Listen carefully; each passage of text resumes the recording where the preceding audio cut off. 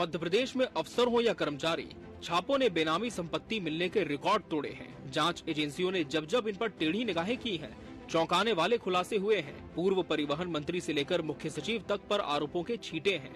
मगर अब इस पर नकेल कसने के लिए एक अहम निर्देश जारी किया गया है। प्रदेश के 850 से अधिक IAS, IPS और IFS अधिकारियों को 17 दिनों के अंदर अपनी और अपनी पत्नी के नाम पर मौजूदा संपत्तियों का विवरण प्रस्तुत करना होगा। उन्हें बताना होगा कि देश के किसी भी राज्य या मध्य प्रदेश में उनके पास कितनी संपत्तियां हैं। इसके साथ ही ये भी स्पष्ट करना होगा कि संपत्ति कब खरीदी गई, खरीदते समय उसका मूल्य कितना था और वर्तमान में उसका बाजार मूल्य क्या है। इसी के साथ साथ राज्य मंत्रालय ने प्रदेश के मंत्री स्टाफ में पदस्थ तृतीय श्रेणी कर्मचारियों से भी उनकी संपत्ति का ब्यौरा इसी अवधि के भीतर प्रस्तुत करने को कहा है।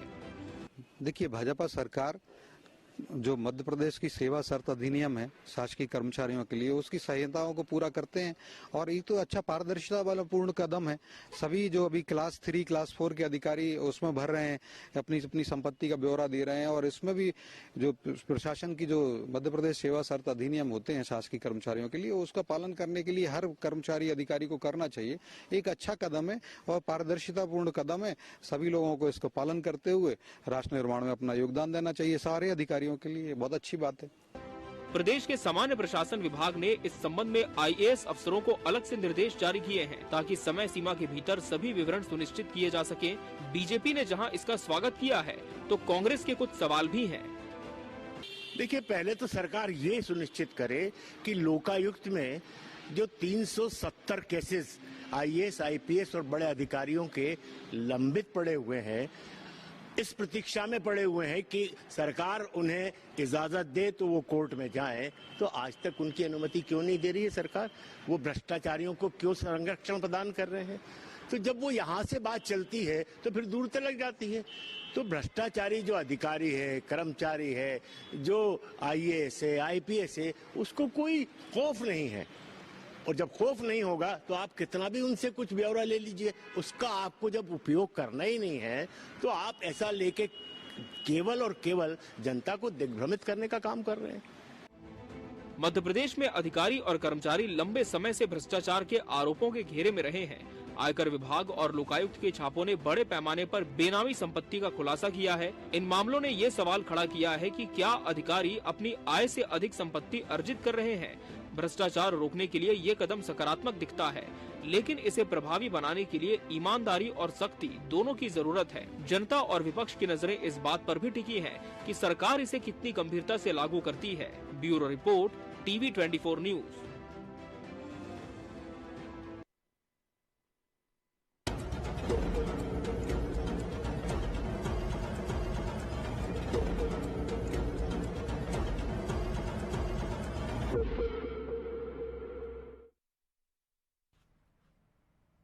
नमस्कार, मैं हूं मोहन तिवारी। डिबेट लाइव बड़ी बहस मध्य प्रदेश में आपका स्वागत है। मध्य प्रदेश की आज बड़ी बहस इस बात पर करेंगे कि सरकार तो सख्त हो गई है, लेकिन जिन पर वो सख्त हुई है वो अफसर कितने पाक साफ हैं। मध्य प्रदेश सरकार का एक ऐसा रुख जो कि बताता है कि वो जीरो टॉलरेंस की नीति पर काम करेगी और जो भ्रष्टाचार में लिप्त लोग हैं उन्हें बिल्कुल भी बर्दाश्त नहीं किया जाएगा, क्योंकि सरकार भी इस बात को समझ चुकी है कि ब्यूरोक्रेसी का आचरण सरकार का एक तरीके से कामकाज का प्रतिबिंब होता है और अगर ब्यूरोक्रेसी स्वच्छ हो, साफ हो तो सरकार के आचरण को भी अच्छा माना जाता है। ऐसे में सरकार ने अपने ब्यूरोक्रेसी को बेहतर और पारदर्शी बताने के लिए एक सख्त कदम उठाने का फैसला लिया। इस कदम के क्या राजनीतिक मायने हैं और इस पर राजनीति क्यों छिड़ी हुई है, आज इसी पर बहस करेंगे।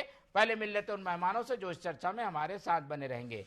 हम बहुत स्वागत करेंगे। हमारे साथ मौजूद है कांग्रेस का पक्ष रखने के लिए विक्रम चौधरी जी, बहुत स्वागत है आपका। बीजेपी का पक्ष रखने के लिए हमारे साथ है प्रेम व्यास जी, बहुत स्वागत करेंगे आपका। और इस पूरे मामले का राजनीतिक विश्लेषण हमारे साथ शेयर करेंगे अनूप जी, वरिष्ठ पत्रकार हमारे साथ मौजूद रहेंगे, बहुत स्वागत है उनका भी। तो तीनों मेहमान हमारे साथ बने हुए हैं। रिपोर्ट के जरिए हमने बता दिया कि किस तरीके से सरकार ने सख्त कानून बनाकर एक नियम लागू कर दिया है जिसमें जो अफसर हैं उन्हें अपनी संपत्ति बताना होगा। हालांकि ये नियम है, लेकिन इसे सख्ती से लागू मध्य प्रदेश सरकार कर रही है, जिससे ये तो पता चले कि आखिर कितने दिनों में कितने अफसरों की संपत्ति कितनी बढ़ गई, इसके पीछे की क्या वजह है ये भी पता चल सकेगी और इससे एक ईमानदार अफसर जो है वो सामने आ सकेंगे, भ्रष्टाचार से लोग बचेंगे, इस तरीके की बातें कही जा रही है। एक एक करके प्रतिक्रियाएं लेते हैं। पहले चलते हैं बीजेपी की ओर और उनसे जानते हैं कि क्यों उन्होंने इस तरीके के नियम बनाए हैं और इसका क्या फायदा दिखता है। प्रेम व्यास जी बताएंगे। देखिए मोहन जी, जिस तरह से प्रदेश सरकार आज कार्य कर रही है, चाहे वो नवाचार की दृष्टि से हो, चाहे कठोर निर्णय लेने की दृष्टि से हो, दोनों दृष्टि से आम जनता को किस तरह से फायदा मिले, किस तरह से पारदर्शिता के साथ में चाहे कर्मचारी हो चाहे सरकार के दूसरे अंग के लोग हो, तो निश्चित रूप से वे पारदर्शी प्रक्रियाओं के तहत मध्य प्रदेश में कार्य करें। भ्रष्टाचार निवारण और भ्रष्टाचार मुक्त मध्य प्रदेश में किसी भी तरह का दुराचार, अनाचार, भ्रष्टाचार, जीरो टॉलरेंस की नीति अपनाई जा रही है। उसी दृष्टि को रखते हुए 2010 से आदरणीय शिवराज सिंह जी चौहान ने इसको लागू करा था, लेकिन कई सारे परिवर्तन समय समय पर किए गए। आदरणीय मोहन यादव जी की सरकार ये तय कर रही है इस माध्यम से कि मध्य प्रदेश में किसी भी तरह के भ्रष्टाचार को जीरो टॉलरेंस की नीति के तहत बख्शा नहीं जाएगा, चाहे वो भ्रष्टाचार रोकना हो, चाहे पारदर्शिता बढ़ाना हो, चाहे वो नीतियों और कानून को बनाना हो। तो तीनों प्रारूप में मध्य प्रदेश सरकार अग्रसर है और मुझे लगता है कि जिस तरह से पूर्व में अधिकारी आज कार्य कर रहे हैं और जिस तरह से वे अपना ब्यौरा देंगे, तो मुझे लगता है पूरी प्रक्रिया पोर्टल पर रहेगी, किंतु परंतु की स्थिति इसके बाद नहीं बचती। चलिए, और ये तर्क में दम भी लगता है क्योंकि ऐसी स्थितियों में एक दबाव भी रहेगा अफसरों के ऊपर, और अगर कोई भ्रष्ट है उसे एक तरीके से चिन्हित भी किया जा सकेगा। इस तरीके के नियम से एक पारदर्शी व्यवस्था के तहत लोगों की संपत्ति की जानकारी भी आम लोगों तक पहुंच सकेगी। कांग्रेस को क्या आपत्ति है? कांग्रेस इस पूरे प्रक्रिया में, इस पूरी पहल में, पूरे कदम में क्या मीन मेघ देखती है? आइए जान लेते हैं विक्रम जी से। विक्रम चौधरी जी, ये तो एक अच्छी प्रक्रिया है और ऐसे नियम हालांकि आईएएस अफसरों के लिए बने हुए हैं, पर मध्य प्रदेश सरकार कड़ाई से इस तरीके के नियम को लागू कर रही है, तो एक अच्छी प्रक्रिया है, इसमें क्या गलत हो सकता है?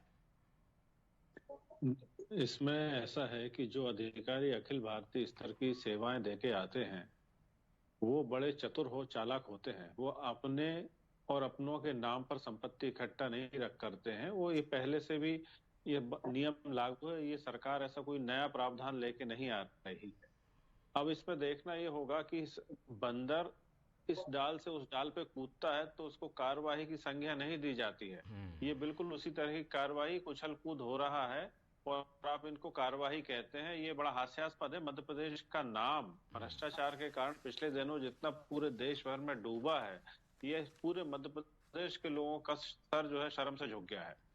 अब मैं इसमें बताता हूं कि जो लोकायुक्त की जो कार्रवाई लंबित है उसको वहां से शुरुआत क्यों नहीं करती है सरकार? देखिए, सरकार कार्रवाई नहीं कर रही है। सरकार, ये भ्रष्टाचार सरकार की पीड़ा है कि वो भ्रष्टाचारी नहीं दिखाई देना चाहती है, इसलिए वो इस तरीके के उल जलूल निर्णय लागू करने के लिए इस तरीके की बातें हवा में फेंकते रहते हैं। यदि सरकार सही मायनों में गंभीर है तो लोकायुक्त जो प्रकरण लंबित है वहां से शुरुआत क्यों नहीं करती? वो तो बाकायदा कदाचार करते हुए, भ्रष्टाचार करते हुए पकड़े गए थे। क्या उनको ये सरकार भ्रष्टाचारी नहीं मान रही? अब नए सिरे से लोगों का लेखा जोखा ले रही है। भ्रष्टाचार अपने आप में बड़ी सामाजिक बीमारी है। इससे अंतिम पंक्ति का व्यक्ति तो पीड़ित होता ही है, लेकिन भ्रष्टाचारी व्यक्ति अपने लालच के कारण अपनी देश की संपत्ति, सुरक्षा और विकास को भी बेच देता है। और मध्य प्रदेश में जब से भाजपा की सरकार है तब से भाजपा ने पूरा मध्य प्रदेश भ्रष्टाचार करके बेच दिया है। कर्ज लेते हैं और उस कर्ज में से 50% भ्रष्टाचार करते हैं। चौधरी जी, लेकिन अगर एक समय सीमा में अगर कोई संपत्ति की जानकारी मांगी जा रही है तो ये एक मानसिक दबाव तो बनता है ऐसे लोगों पर जो कि भ्रष्ट हैं। अगर अधिक संपत्ति है तो वो इसमें ठीक भी नहीं कर पाएंगे और वो पकड़े जाएंगे आखिर कहीं ना कहीं। इस तरीके का शिकंजा अगर कस जाएगा तो जो पकड़े गए हैं उन पर कार्रवाई क्यों नहीं कर रही है? तो मैंने बताया ना कि बंदर की उछल कूद को कार्रवाई की संज्ञा नहीं सकते हैं। बिल्कुल। चलिए व्यास जी इसका जवाब दे देते हैं, फिर अनूप जी के पास चलते हैं। व्यास जी, ये तो सीधा आरोप है, अगर कोई भ्रष्टाचारी है तो पकड़िए और लोकायुक्त में जो प्रकरण है उन्हें ठीक करिए, तो एक छवि भी अच्छी बनेगी। केवल संपत्ति का ब्यौरा मांग लेना भ्रष्टाचार पर रोक लगाने का कोई ठोस कदम नहीं है। नहीं मोहन जी, इसके पहले लगभग 380 केसेस ऐसे थे जिसको तकनीकी दृष्टि से अलग अलग विभाग को भेजा गया है, लेकिन जिन्होंने कभी कार्रवाई नहीं की हो उनको तकनीकी दृष्टिकोण तो समझ में आएगा नहीं। और ये बंदर की बात कह रहे थे, तो बंदर की बात तो आपके मध्य में प्रसारित है। कमलनाथ जी के जो सहायक थे वो 9 करोड़ रुपए के साथ पकड़ाए थे। उसी के बाद तय किया गया था कि निश्चित तौर पर सभी का संपत्ति का ब्यौरा, मुझे लगता है कि अधिकारियों को पता हो ना हो, कांग्रेस के नेताओं को जरूर पता है कि संपत्ति किसी और के नाम से ले लेना चाहिए और कैसे रास्ते निकालना चाहिए। और हमने तो वो दौर भी देखा जब सिगरेट के पैकेट पर लिखकर सरकार चलाने दो, आप पलट जाओ। नियमों को शिथिल करके इनकी पदस्थापना की जाए, अब वो दौर नहीं है। चौधरी जी कुछ कह रहे हैं, व्यास जी वो ये कह रहे हैं कि भाई इनके सरकार में जो हुआ, आपको अभी सरकार चलाना है, अभी आपको जवाब देना है, दूसरे की खामियां बताकर अपनी गलतियां नहीं छुपाई जा सकती। नहीं मोहन जी, इसीलिए तो मैंने कहा कि 380 ऐसे मामले थे जिसको तकनीकी दृष्टिकोण से ऐसे विभागों को भेजा गया है कि जहां से स्वीकृति के पश्चात, और हमने तो पारदर्शी प्रक्रिया है ना, ई टेंडर्स हो, ई गवर्नेंस हो, डिजिटल इंडिया के माध्यम से हो, आज सभी पारदर्शी प्रक्रियाओं के माध्यम से मैं एक बात रखना चाहता हूँ कि सरकार चलाना जो है सदन में क्यों नहीं लाते हैं? एक बाबू दूसरे बाबू के लिए आदेश निकाल देता है तो उसका कोई महत्व नहीं है। सरकार सदन से दृष्टि से चौधरी जी मौका दूंगा आपको, कर रही है इनकी बात किसी भी स्तर का अपराधी हो उसको छोड़ा नहीं जाएगा। ठीक है, चलिए एक इच्छा शक्ति तो दिखती है, आऊंगा आप दोनों के पास, लेकिन पहले चलते हैं अनूप जी के पास। अनूप जी, प्रयास में कोई कमी नहीं है और इच्छा शक्ति भी होनी चाहिए सरकार में, वो इच्छा शक्ति भी दिख रही है कि भ्रष्ट लोगों को बचाना नहीं है, उन्हें जहां पहुंचाना चाहिए वहां पहुंचना चाहिए, ऐसे लोग को चिन्हित करना चाहिए, प्रयास तो दिख रहे हैं। हो सकता है कुछ लूप होल हो जिन्हें ठीक करने की जरूरत हो, लेकिन प्रयास को कैसे देखते हैं आप अनूप जी? अनूप जी, मेरी आवाज आपको मिल पा रही है? अनूप जी, चलिए म्यूट जी, आप अनूप जी आपने म्यूट कर दिया है तो उसे थोड़ा म्यूट को हटा लेंगे तो शायद आवाज आएगी। जी जी, आ रही है, अब आ रही है। क्या आ रही है? बिल्कुल, बोलिए बोलिए। सबसे पहले मध्य प्रदेश के संदर्भ में सबसे यह समझना होगा कि पहले की बात है, सोना मिला, इस बात को हमें भूलना नहीं है। मध्य प्रदेश इकलौता ऐसा है जहां पर तरह की घटना हुई है, उसके चंद दिन बाद यदि निर्णय होता है, मध्य प्रदेश वन प्रशासन विभाग की कार्यकर्ता था, विश्लेषक होने के नाते ये मानना है अभी तक की स्थिति में जो कैटेगरी के हिसाब से जो निर्णय, इसमें निश्चित रूप से प्रशासन कार्य में लाना चाहिए। आपसे जुड़ने की कोशिश करेंगे, आवाज की शायद थोड़ी दिक्कत है, इसलिए स्पष्ट हमारे तक आवाज नहीं पहुंच पा रही है। एक बार फिर से विक्रम जी की ओर रुख कर लेता हूं, जब तक हम जुड़ने की कोशिश करेंगे अनूप जी से। विक्रम जी, कांग्रेस की सरकारों ने भी काम किया है मध्य प्रदेश में, बीजेपी की सरकार भी काम करती है, भ्रष्ट अधिकारियों पर लगाम कसना एक चैलेंज है। कई बार सरकार में रहकर ऐसी चीजें हो नहीं पाती क्योंकि तंत्र में ही शामिल हैं अधिकारी कर्मचारी, इसलिए एकदम से सीधे सरकार को दोष दे देना उचित नहीं होगा। अधिकारी कुछ भ्रष्ट जो रहते हैं वो सिस्टम में बने रहते हैं। आप अगर कोई सुझाव देना चाहें, सरकार ऐसे करे तो ज्यादा अच्छा होगा, आपके सुझाव क्या है? विपक्ष सुझाव के रूप में अगर कुछ बात कहना चाहे तो क्या कहेगी? विपक्ष का ये सुझाव भी है और विपक्ष के मांग करता है। एक बाबू दूसरे बाबू के खिलाफ कोई आदेश निकालता है तो उस आदेश में कोई वजन नहीं रहता है, वो खेल खिलौना हो जाता है। हम ये कहते हैं कि यदि आप भ्रष्टाचार के खिलाफ गंभीर हैं तो आप सदन में आइए। आपको लगता है कि प्रशासन में लोग भ्रष्टाचार कर रहे हैं तो आप सदन में उस बात को रखिए। क्या सदन में आपने कोई इस तरह का कानून बनाया है? देखिए, एक फौरी तौर पे एक आदेश जारी कर देना बहुत महत्व नहीं रखता है। हम सब प्रशासनिक चीजों को जानते हैं, प्रशासनिक कार्रवाइयों को जानते हैं। बात होती है अधिनियम बनाने की। जिस तरीके से हमने मनरेगा पर एक अधिनियम बनाया, सूचना के अधिकार को कांग्रेस ने अधिनियम बनाया, भोजन के अधिकार को अधिनियम बनाया, क्या इस सरकार ने भ्रष्टाचार के खिलाफ कोई अधिनियम बनाया? कोई अधिनियम नहीं बनाया, क्योंकि मोहन यादव से लेके संतरी से लेके मंत्री तक सब भ्रष्ट हैं। अभी जो बुदौलिया कह रहे थे तो भ्रष्टाचार के लिए बना ही हुआ है, भ्रष्टाचार के लिए कोई अलग से अधिनियम क्या बना हुआ? सोना मिला। अब देखिए एक चीज और मुझे बोलने दीजिए कि अभी एक मंत्री ने एक नायब तहसीलदार से दुर्व्यवहार किया और पूरे प्रदेश के नायब तहसीलदार जो है वो छुट्टी पे चले गए, उन्होंने काम बंद कर दिया एक तरीके से। अब आप मुझे बताइए कि सरकार का ये तो नियंत्रण है, सरकार अब क्या कर रही है? उन नायब तहसीलदारों को सस्पेंड करेगी? क्या ये कदाचार नहीं माना जाएगा कि आप अपनी मर्जी से छुट्टी पे चले गए? ये भी एक भ्रष्टाचार का तरीका है। मेरा कहने का आशय यह है कि इस सरकार में मंत्री मुख्यमंत्री इस कदर भ्रष्ट हैं कि चपरासी से लेके सीएस तक को इनकी ना कोई परवाह है ना कोई भय है। आप तो इनसे पूछिए कि क्या 20 साल से इनकी सरकार है, एक सख्त कार्रवाई भ्रष्टाचार पे ये गिना दें तो मैं इनको मान जाऊंगा। एक सख्त कार्रवाई भ्रष्टाचार पे इन्होंने क्या की बताइए। सौरभ शर्मा का क्या हुआ? चलिए व्यास जी जल्दी जवाब दे दीजिए, चुनौती है, उन्होंने चुनौती दे दी है। व्यास जी देखिए, वो कानून तक पहुंचाने का कार्य सरकारों का होता है, उसके बाद न्याय संगत कार्रवाई होती है। यहाँ कोई तालीबाजी शासन नहीं है। और आपके समय में ए से लेकर जेड तक वर्णमाला का कौन सा अक्षर छूटा था जहाँ पर आपने भ्रष्टाचार ना किया? आप अगर 15 माह के लिए सरकार में आए थे तो एक दिन में 450 IAS IPS पर ट्रांसफर करने का जो श्रेय था वो कमलनाथ जी की सरकार को जाता है। अभी मैं सागर में इसके मंत्रियों की संपत्ति दिखा दूंगा। लगभग 238 कार्रवाई हुई है उत्तर प्रदेश में। ये संपत्ति को अगर हम देखने लगेंगे तो नेताओं की संपत्ति तो दोनों तरफ ही बराबर दिख जाएगी। हम आते हैं, अनूप जी हमारे साथ जुड़ गए हैं, आप दोनों के पास आऊंगा, लेकिन अनूप जी हमारे साथ जुड़ गए हैं, विश्लेषण समझ लेते हैं इस फैसले का, इस कदम का क्या राजनीतिक लाभ हानि देखते हैं। अनूप जी अनूप जी मेरी आवाज आपको मिल पा रही है? जी जी बोलिए। जी जी मेरी आवाज आ रही है? जी आ रही है, बोलिए। देखिएगा, जहाँ तक मैंने बात की है, मध्य प्रदेश देश का एक ऐसा राज्य है जिसमें हम कुछ सालों पर नजर डालते हैं तो भ्रष्टाचार के बाकी कई गंभीर मामले ऐसे हुए हैं, सरकार ने कार्रवाई की थी। लेकिन अभी फिलहाल जो आदेश को लेकर जिस संदर्भ में बात की जा रही तो ये आदेश एक तरफा आदेश माना जाता है। ऊपर से लेकर नीचे टॉप टू बॉटम तक पूरी ब्यूरोक्रेसी, पूरे सिस्टम को लेकर कोई एक बड़ी बात छोटी थी। एक बात में इत्तेफाक रखता हूं मैं कि जब तक सरकार ऐसा नहीं कर लेगी जीरो टॉलरेंस तरफ को लेके, तब तक कोई समझिएगा कि कोई हम संदिग्ध नहीं हो सकते। पुराने क्या 25 सालों की बात करें, भ्रष्टाचार के मामले हुए हैं जब सरकार ने कभी कोई गंभीर कार्रवाई नहीं करी, तो निश्चित रूप से सरकार को कोई एक प्रभावी कार्रवाई करनी चाहिए।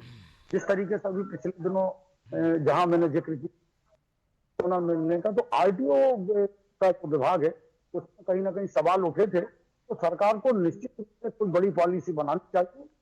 जबकि सरकार ने पिछले 7 साल में कई ऐसे कदम उठाए भी हैं और सरकार से लोग उम्मीद भी रखते हैं, तो प्रदेश की आम जनता उम्मीद भी रखती है कि कहीं ना कहीं भ्रष्टाचार को लेकर कोई सख्त कदम उठाएगी, सख्त नीति बनाएगी।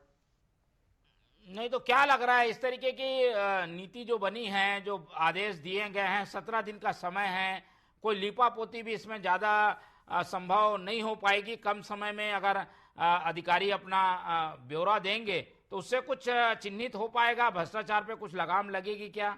नहीं, बिल्कुल व्यावहारिक तौर पर बिल्कुल ये संभव स्थिति नहीं है। मध्य प्रदेश में जहां तक मुझे जानकारी है 104 गैर मान्यता प्राप्त और मान्यता प्राप्त कर्मचारी संगठन है, ये सभी लगभग उस आदेश के विरोध में आ गए हैं, धीरे धीरे खुलकर उसका विरोध कर रहे हैं। नहीं, इसका विरोध क्या औचित्य क्या है, ये क्यों विरोध कर रहे हैं भाई? कोई अगर संपत्ति आप सरकार में नौकरी करते हुए प्राप्त कर रहे हैं तो उसकी जानकारी देने में क्या गलत है? इसमें किसका विरोध क्यों हो रहा है? विरोध का आधार ये है कि बाकी दूसरे श्रेणी के अधिकारियों को लेकर भी इसमें उनको उस दायरे में लाना चाहिए। विरोध का तात्पर्य अपनी संपत्ति का ब्यौरा देने से इनकार वो नहीं कर रहे हैं, उनका कहना यह है कि दूसरे श्रेणी के अधिकारियों को भी इस दायरे में लाना चाहिए। ठीक, अच्छा, सेकंड क्लास अफसरों को भी इस श्रेणी में लाना चाहिए, ये कहा है उन्होंने। हाँ जी, बाकी श्रेणी के अधिकारियों को। सौरभ शर्मा तो सिपाही था सर, सौरभ शर्मा तो सिपाही था, उसके पास 300 करोड़ मिल रहे हैं।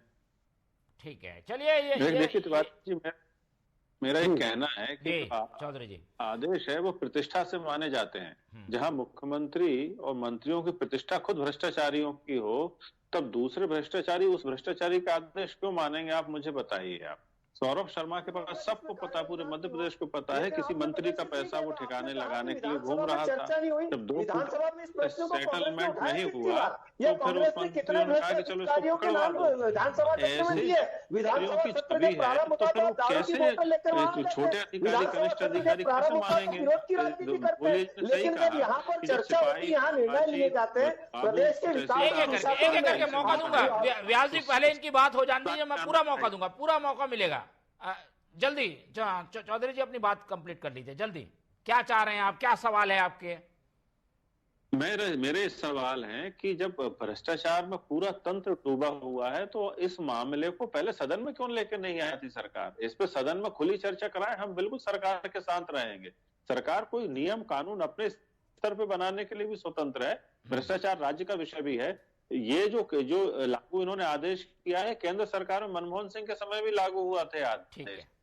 उस समय जो भी प्रभावी नियंत्रण हो सकते थे हुए थे, क्योंकि मनमोहन सिंह की छवि बहुत ईमानदार थी। लेकिन ना शिवराज सिंह की छवि ईमानदार है, ना मोहन यादव की छवि। सवाल क्या है, सवाल क्या चाह रहे हैं आप, क्या चाह रहे हैं सरकार से? ये चाह रहे हैं कि इस मामले को सदन में लेके आया जाए। हम तो भ्रष्टाचार सदन में बहस हो ताकि इस मसले पर विपक्ष भी अपनी बात रख सके और एक ठोस कानून बन सके, ये विपक्ष का कहना है। व्यास जी, क्या ये इस पर राजनीति हो रही है, सियासत के तहत बयान दिया जा रहा है क्या? की भाषा समस्या वो है कि जब कांग्रेस ने क्या मांग रखी थी और ऐसे भ्रष्ट अधिकारियों को या लोकायुक्त की कार्रवाई को पटल पर रखने का कार्य करा तो नहीं ना, लेकिन यहाँ पर आकर जनता के मध्य में झूठ प्रेषित जरूर करना है। दूसरा कि मुझे बताइए ना, नेता प्रतिपक्ष के तौर पे जो प्रश्न रखे गए थे जिस पर विशेष अधिकार के तहत प्रश्नकाल के दौरान लगभग 7 घंटे चर्चा हुई, उन 7 घंटे की चर्चा में एक भी प्रश्न आपने रखा था?